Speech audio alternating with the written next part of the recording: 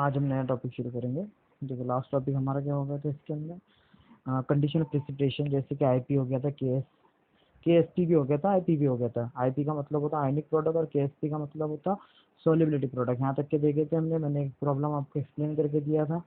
ये वाला प्रॉब्लम मैंने आपको एक्सप्लेन भी करके दिया था जैसे, सॉरी, ये प्रॉब्लम आपको देखना था।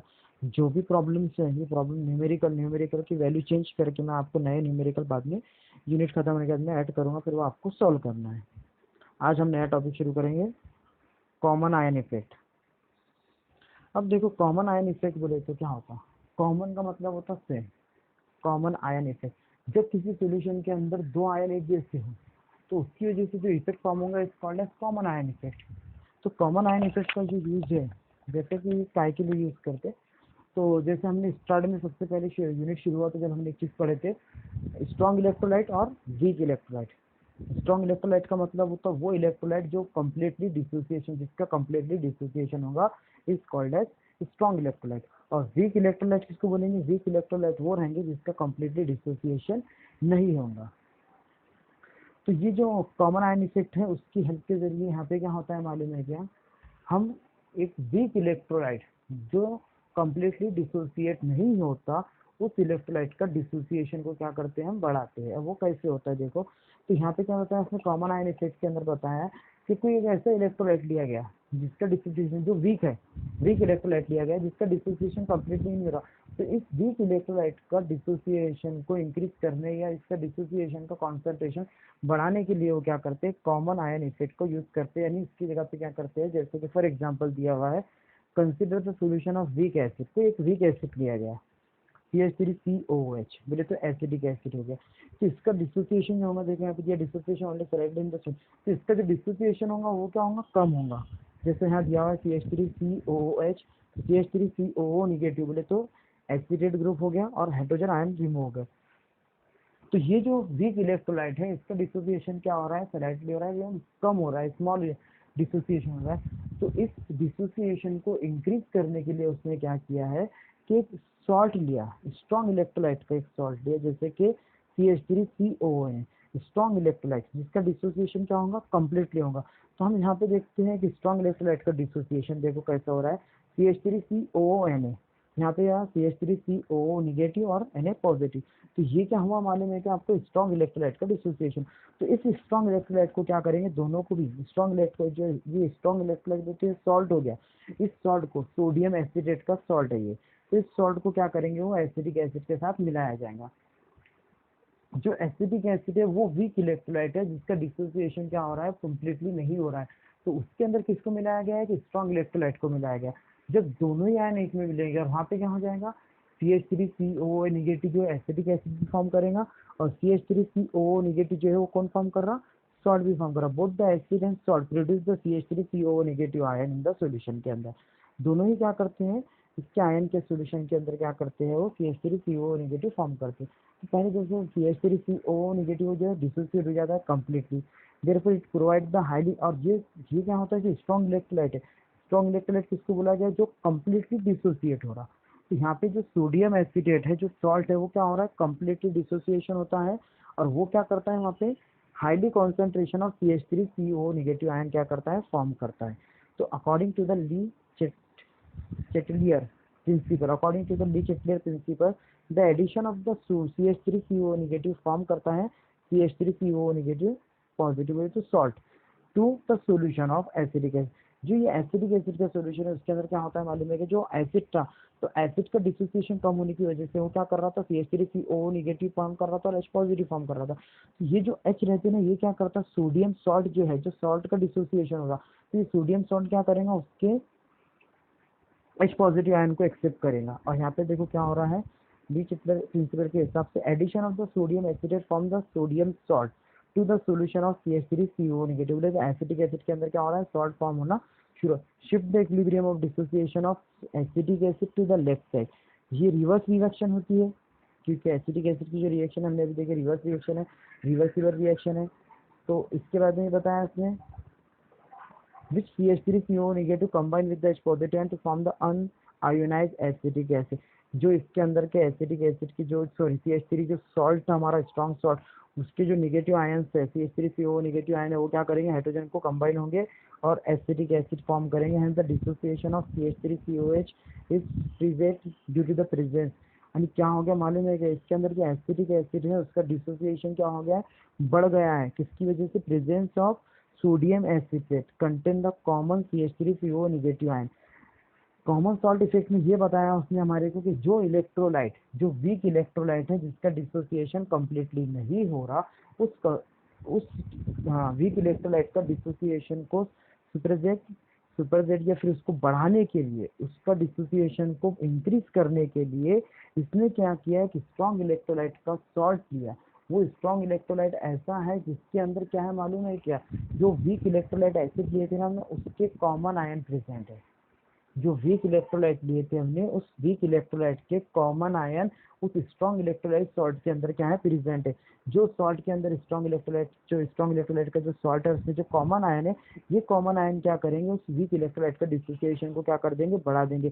काय की वजह से, प्रेजेंस ऑफ CH3 जो सोडियम एसिड, हम इसके अंदर जो सॉल्ट मिला रहे हैं और सॉल्ट के अंदर जो कॉमन आयन प्रेजेंट है CH3COO निगेटिव, इसकी वजह से क्या होगा, वहाँ पे वो जो वीक इलेक्ट्रोलाइट है उसका डिसोसिएशन क्या हो जाएगा, इंक्रीज हो जाएगा। यहाँ पे अगर नहीं समझा हो तो डेफिनेशन दीजिए, इसमें आपको थोड़ा सा और इजीली समझ में आ जाएगा। The common ion effect state that the ionisation of weak, the common ion effect क्या करता है, ionisation of weak electrolyte is present in the presence of strong electrolyte. ये क्या करता है, जो वीक इलेक्ट्रोलाइट का आयोनाइजेशन है उसको बढ़ा देता है प्रेजेंस, किसके प्रेजेंस में, स्ट्रॉन्ग इलेक्ट्रोलाइट जो कंटेन करता है ion of common to the weak electrolyte. जो वीक इलेक्ट्रोलाइट के जो आयन है, उस वीक इलेक्ट्रोलाइट के आयन कंटेन कौन करता है, वो स्ट्रॉन्ग इलेक्ट्रोलाइट सॉल्ट कंटेन करता है। इसकी वजह से क्या होता है, जो वीक इलेक्ट्रोलाइट का जो आयोनाइजेशन है वो क्या हो जाता है, इंक्रीज हो जाता है। काहे की वजह से इंक्रीज हो रहा हो, कॉमन आयन इफेक्ट की वजह से या कॉमन आयन की वजह से। ये कॉमन आयन क्या है मालूम है आपको, कि जो हमारा वीक इलेक्ट्रोलाइट था, जो वीक इलेक्ट्रोलाइट के अंदर जो आयन थे वो आयन सॉल्ट के अंदर, स्ट्रॉन्ग सॉल्ट के अंदर प्रेजेंट है, और वो सॉल्ट क्या करता है, उस वीक इलेक्ट्रोलाइट का ज्यादा आयनाइजेशन करता है। इसे बोला जाता है common ion effect. Common ion effect ये ऐसा होता है कि वीक इलेक्ट्रोलाइट के अंदर भी वही आयन प्रेजेंट है, और जो सॉल्ट हम ले रहे हैं वहाँ पे स्ट्रॉन्ग इलेक्ट्रोलाइट का, उस सॉल्ट के अंदर भी वही आयन प्रेजेंट है। तो जो स्ट्रॉन्ग इलेक्ट्रोलाइट के अंदर जो सॉल्ट के अंदर जो आयन प्रेजेंट है वो क्या करते हैं, वो वीक इलेक्ट्रोलाइट का आयोनाइजेशन इंक्रीज कर देते हैं। तो this called as common ion effect. अगर आपने एक बार इसको अच्छे से थ्योरेटिकल पढ़ लिए तो आपको इजीली समझ में आ जाता। फिर उसके बाद में देखो रिमेंबर वगैरह ये छोड़ दो। देखो यहाँ पे और एक एग्जांपल दिया, the presence of common ion also effect the solubility. ये क्या करता है, आल्सो इफेक्ट करता है, सॉलिबिलिटी के भी ऊपर इफेक्ट करता है। अगर कोई हमने स्टैंडर्ड सोल्यूबल बोले तो पार्शियल सोल्यूबल सॉल्ट लिए, पार्शियल सोल्यूबल सॉल्ट या स्टैंडर्ड सोल्यूबल सॉल्ट इसको बोला जाता है जो पूरी तरह से सोल्यूबल नहीं रहता है, जो पूरी तरह से सोल्यूबल नहीं होता है। कंसिडर कीजिए कि सोल्यूबिलिटी ऑफ AgCl लिया गया, ये पूरी तरह से सोल्यूबल नहीं है, तो इसको लिया गया तो इसके आयन फॉर्म हुए Ag पॉजिटिव और Cl negative. The solubility of AgCl की भी KSP बोले तो सॉल्युबिलिटी प्रोडक्ट निकालेगा, KSP equal to Ag positive और Cl नेगेटिव, ये हम पहले देख चुके हैं। ये हो गया इसका ionic equilibrium, solubility ionic equilibrium किया हुआ है। तो AgCl जो सॉल्ट है वो ऐसा सॉल्ट है जो पार्शियली सोल्यूबल है, कंप्लीटली सोल्यूबल नहीं है, जो पूरी तरह से सोल्यूबल नहीं है। तो ये पार्शियली सोल्यूबल सॉल्ट को मिलाया गया। पार्शियली सोल्यूबल ऐसा सॉल्ट है जो पूरी तरह से सोल्यूबल नहीं हो रहा, अपन कुछ तो भी उसकी क्वांटिटी क्या हो जाएगी उसके अंदर सोल्यूबल हो जाएगी। बट हमने इसमें क्या कर दिया, अब नई चीज देखो, सपोज AgNO3 बोले तो सिल्वर नाइट्रेट को इसमें ऐड किया गया, at the saturated solution of AgCl। AgCl के सैचुरेटेड सोल्यूशन के अंदर क्या मिला दिया गया है, सिल्वर नाइट्रेट को। तो सॉल्ट ऑफ AgNO3 जो है वो स्ट्रॉन्ग इलेक्ट्रोलाइट का, जिसका डिसोसिएशन क्या होगा, कंप्लीटली होगा इन द सॉल्यूशन के अंदर। तो इसका कंप्लीटली डिसोसिएशन हुआ Ag पॉजिटिव और NO3 नेगेटिव के अंदर। तो द डिसोसिएशन ऑफ AgCl और AgNO3 दोनों का ही डिसोसिएशन होगा, तो दोनों में एक कॉमन आयन प्रोड्यूस करेगा Ag पॉजिटिव। AgCl के अंदर भी Ag पॉजिटिव फॉर्म हो रहा था और AgNO3 के अंदर भी क्या फॉर्म हो रहा हमारा, Ag पॉजिटिव फॉर्म हो रहा। The concentration of Ag positive ion in the solution increase. तो इसकी वजह से क्या हो रहा है, जो कॉन्सेंट्रेशन है Ag पॉजिटिव आयन का क्या हो रहा है, इंक्रीज होता है to complete dissociation of AgNO3। यानी इसके अंदर क्या हो रहा है, Ag का जो कॉन्सेंट्रेशन है वो बढ़ते जा रहा है, क्योंकि हमने क्या करे, जो AgCl दिए थे, AgCl मिलाने के बाद में क्या होता है, तो कौन सा सॉल्ट था, पार्शियली सोल्यूबल सॉल्ट है, नहीं वो पूरी तरह से सोल्यूबल नहीं था, तो उसमें एजी था कुछ तो भी प्रेजेंट सोल्यूशन के अंदर, सैचुरेटेड सोल्यूशन था वो। अब सैचुरेटेड सोल्यूशन तो आपको पता ही है, सैचुरेटेड वो सोल्यूशन रहती है जिसके अंदर क्या आता है, कुछ तो भी क्वांटिटी क्या रहती है, इनसोल्यूबल रहेगी। जब वो सॉल्युबल होती आएंगी तो वो अनसैचुरेटेड रहेगा, सैचुरेटेड किसको बोलेंगे, जिसमें वो इनसोल्यूबल रहेगा। तो एजी वहाँ पे प्रेजेंट था। अब इसके अंदर और एक चीज मिला दी गई AgNO3, तो वहाँ पे ये AgNO3 जो है वो स्ट्रॉन्ग इलेक्ट्रोलाइट है, वो कंप्लीटली क्या होगा, डिसोसिएशन होगा और Ag फॉर्म करेगा। तो जिसकी वजह से सॉल्यूशन के अंदर क्या हो जाएगा, Ag के आयन का कॉन्सेंट्रेशन इंक्रीज हो जाएगा। फिर वापस से according to the le Chatelier principle के हिसाब से addition of Ag positive ion जो फॉर्म हो रहे हैं AgNO3 से to the solution of AgCl के अंदर। तो इसमें क्या होता है, AgNO3 to the solution of AgCl shift होते जाएंगे solubility equilibrium of Ag from right to left. इसमें क्या होते जाएंगे, AgCl के जो शिफ्ट हो रहे हैं solubility equilibrium of AgCl from right to left तक की। फिर क्या होता है, ये रिवर्स रिएक्शन होती है। इसमें क्या होता है, AgCl का precipitate is forming until the solubility equilibrium is restabilise. The value of KSP बोले तो sodium sorry the value of solubility product remaining same रहेंगी या फिर कांस्टेंट, या फिर solubility of the expanding soluble compound does decrease. तो जो soluble था, देखो अब सिंपल बताया था, क्या बताया इसके अंदर से कि AgCl जो है वो है पार्शियली सोल्यूबल सॉल्ट, वो कुछ तो भी सोल्यूबल हो गया और थोड़ा बहुत वो इंक्रीज रह गया, वहाँ पे बच गया, रिमेनिंग रह गया। बट जब इसके अंदर हमने AgNO3 को मिलाया, तो AgNO3 को मिलाने के बाद में क्या हुआ मालूम है, क्या उसके अंदर AgNO3 जो है वो स्ट्रॉन्ग इलेक्ट्रोलाइट है, वो डिसोसिएशन होगा और वो कम्प्लीटली डिसोसिएट होने के बाद में क्या करेंगे, Ag पॉजिटिव आयन फॉर्म करेगा। ऑलरेडी AgCl के सोल्यूशन में Ag पहले से भी फॉर्म है और ये Ag, तो उसमें क्या हो जाएगा, Ag का कॉन्सेंट्रेशन क्या होता जाएगा, इंक्रीज होगा।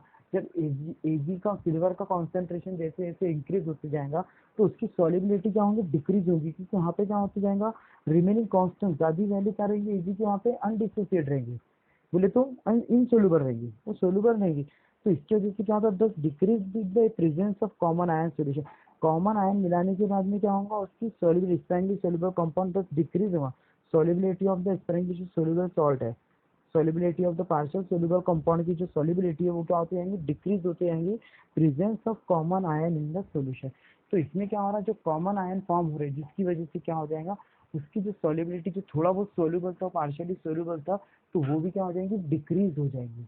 तो ये इसके ऊपर इफेक्ट होता है, उसका सॉल्युबिलिटी के ऊपर ये इफेक्ट होता है। इसके पहले जो हमने देखे कि वीक इलेक्ट्रोलाइट का डिसोसिएशन करने के लिए भी हम इसको यूज कर सकते हैं, जिसकी वजह से क्या होगा, उसका डिसोसिएशन बढ़ जाएगा, किसका, वीक इलेक्ट्रोलाइट का, उसको इसके लिए भी यूज करते। फिर दूसरी बात ये है कि इसको के लिए यूज करते, सॉल्युबिलिटी पे क्या इफेक्ट होता है इसका, सॉल्युबिलिटी के अंदर जो पार्शियल सोल्यूबल कंपाउंड रहते हैं, अगर उसके अंदर हम इसको अगर मिला दिए तो इसकी वजह से क्या होता है, इसके अंदर जो हमारा पार्शियल सोल्यूबल कंपाउंड है उसकी सॉल्युबिलिटी क्या होती है, डिक्रीज हो जाती है। तो ये हो गया है कॉमन सॉल्ट इफेक्ट का इफेक्ट होता है। तो ये लास्ट टॉपिक था हमारा, यहाँ पे ये यूनिट कंप्लीट हो गया। अब मेरा ये बोलना है कि तुम इसको एक बार देखो, न्यूमेरिकल्स मैं सब न्यूमेरिकल वगैरह आपको नीचे व्हाट्सअप करूंगा, उसकी वैल्यू चेंज करके नए न्यूमेरिकल आपको मैं सेंड करूंगा व्हाट्सअप पे, तो वो आपको सॉल्व करना है। पर मेरा उसके पहले ये बोलना है कि तुम ये यूनिट को लेकर एक बार देखो, ये इजी यूनिट है, थ्योरेटिकल है, तुम इसको इजीली समझ सकते। फिर भी अगर आपको कोई प्रॉब्लम आती है, कोई चीज़ नहीं समझ में आती है या कोई डिफिकल्टीज जाती है आपको कोई टॉपिक समझने में, या फिर आपको ऐसा लगता है कि कोई डाउट है, तो आप मुझे कांटेक्ट करके इसके बारे में पूछ सकते हैं। और मेरा तो सबसे पहला बोलना तो ये है कि तुम इसकी क्या करो, एक सबसे पहले तो शॉर्ट नोट्स बनाना तैयार करो, अपनी खुद की एक पर्सनल नोट्स बनाओ। पर्सनल नोट्स से क्या होगा, आपको बहुत ज़्यादा फायदा होगा।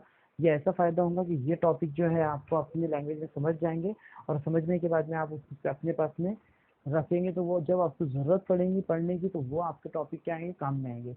अगर वो टॉपिक आपके हाथ से लिखे हुए रहेंगे शॉर्ट में, अगर आपको समझे हुए टॉपिक लिखे हुए रहेंगे, तो वो आपको पढ़ने के बाद में क्या होगा, इजीली समझ में आ जाएगा। तो आप क्या करो, जहाँ तक कि हो सके शॉर्ट नोट शॉर्ट पॉइंट निकालो इसके अंदर के, और शॉर्ट पॉइंट बनाना शुरू करो। अगर वो पॉइंट तैयार होंगे तो मुझे सेंड करो, मैं उसको चेक कर लेता हूँ एक बार लगे से व्हाट्सअप के ऊपर। और फिर भी अगर आपको कोई प्रॉब्लम है, कुछ समझ में नहीं आया या कोई डिफिकल्टीज है, तो आप मुझे कांटेक्ट करके बात कर सकते हैं, मुझे पूछ सकते हैं। तो आप क्या करेंगे, हम ये यूनिट हमारा खत्म हो गया, आप हम कल से क्या करेंगे, आपको जो भी प्रॉब्लम है ये यूनिट के अंदर के जो डाउट्स वगैरह है उसके बारे में आप मुझे कांटेक्ट करके पूछ सकते हैं।